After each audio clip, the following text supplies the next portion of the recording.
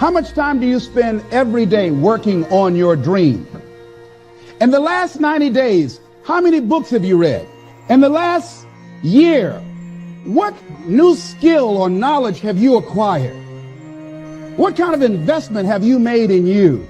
You don't want it badder than you want to party. You don't want it as much as you want to be cool. Most of you don't want success as much as you want to sleep. Some of you love sleep more than you love success. And I'm here to tell you today, if you're going to be successful, you gotta be willing to give up sleep. There is no shortcut. There is no hack. There's no sweatless solution. You're gonna have to work. There is always weakness to work on. Always. A lot of them. Why would we allow ourselves to make easy excuses? Why would you allow that? Are you going to make today count? Because that's all you can control. And that's all that matters. It doesn't matter where you start, guys. It doesn't matter what talents you're born with. It's about where you finish. And this race isn't over. It's not over. You could still come in first in the marathon. But you gotta start today. You gotta start now. You have everything you have. Everything you need is inside you. But I realize that doesn't mean just because you don't think you're good enough doesn't mean you can't be good. Doesn't mean you can't be great. Doesn't mean you can't carry on. But it's not gonna always be like this. Your condition is not your conclusion. Nothing is impossible. So you have to decide before you leave, what's that first thing that's been impossible for you? I want you to attack it and overcome it. Because if you run from the adversity that you're going through today, you'll forever be at that level in which you're going through for the rest of your life. One day you'll look back on your life and appreciate the struggle and have nothing but gratitude for everything that happened along the way.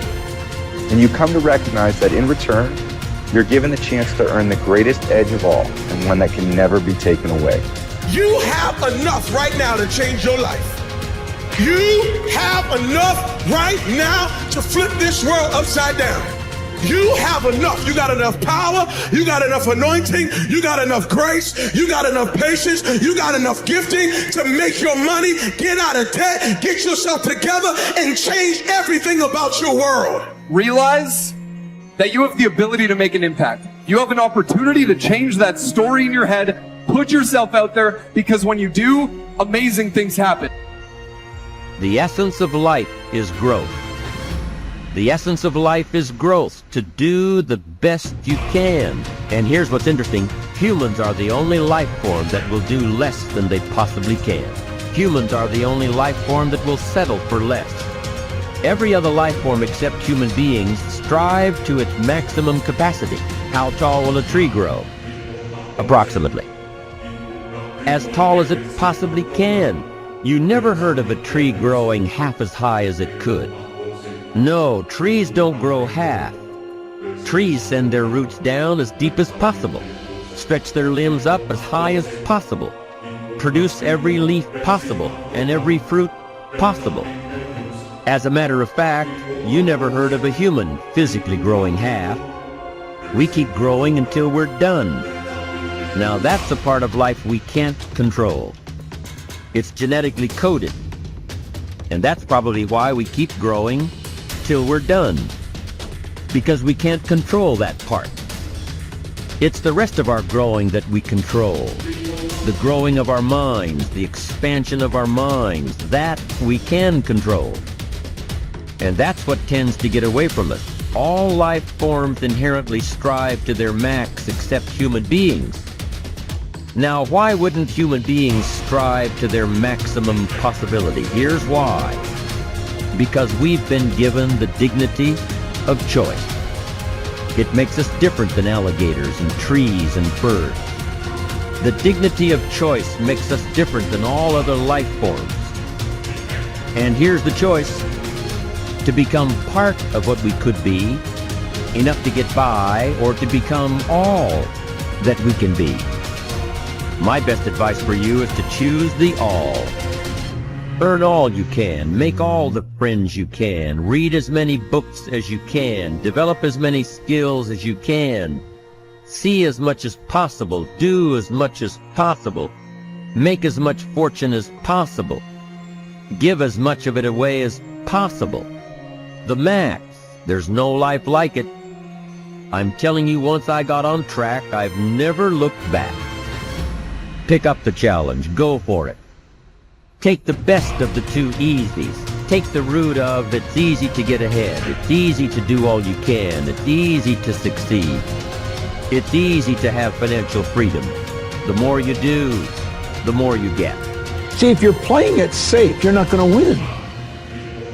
If you're playing it safe, like that old saying, you know, you were taught when you're a little girl, better to be safe than sorry. Well, that's a bunch of crap. It's not better to be safe than sorry. It's by trying things that you figure out how far you can go. You got to get outside the box. Like it's reported, Edison tried 3,000 ways before he built the incandescent light. He said he didn't fail 3,000 times. He said there was 3,000 different steps to building a light bulb. Well, there's different steps to get to where you're going. And I really do treat winning and losing exactly the same. I do not let it upset me. Do you think that's a big part of why you're so successful? Well, it's part of why I enjoy it. Yeah, I think it is, because I'll try anything. Like if I'm into an idea, the idea of losing never enters my mind. See, I have worked with giants. I had the good fortune of working with Sir Edmund Hillary. He was the first man to stand on top of the world. And I worked with him on 3 different occasions. And the only difference in Ed Hillary and Bob Proctor is in his size. Now, he's gone now, but he was a big man. And he shook hands with me. His hand wrapped right around mine. I felt like a dwarf, you know. And talking to him, like it never entered his mind he wouldn't get to the top of the mountain. But he failed in 1951. He failed in 1952. It wasn't until 1953 that he got to the top of the mountain. You know, people had died for centuries trying to do that. He said, I knew if I could see it in here, I could hold it out here. Stella Mann wrote that in a book. You can see it in your head, you can hold it in your hand. And that's right. And if you're not prepared to lose, you're never going to win, because you're always playing it safe. And there's no reward in that. Dare to go forward. Winston Churchill once said, courage is rightly considered the foremost of the virtues, because upon it all others depend. Courage is the chief distinguishing characteristic of the true leader. It is almost always visible in the leader's words and actions. It is absolutely indispensable to success, happiness, and the ability to motivate other people to be the best they can be. Follow through on your vision. In a way, it is easy to develop a big vision for yourself and for the person you want to be. It is easy to commit yourself to living with complete integrity. But it requires incredible courage to follow through on your vision and on your commitments. You see, as soon as you set a high goal or standard for yourself, you will run into all kinds of difficulties and setbacks. Refuse to compromise. You will be surrounded by temptations to compromise your values and your vision. You will feel an almost irresistible urge to get along by going along. Your desire to earn the respect and cooperation of others can easily lead to the abandonment of your principles. And here is where courage comes in. Stick to your principles. Courage combined with integrity is the foundation of character. The first form of courage is your ability to stick to your principles, to stand for what you believe in and to refuse to budge unless you feel right about the alternative.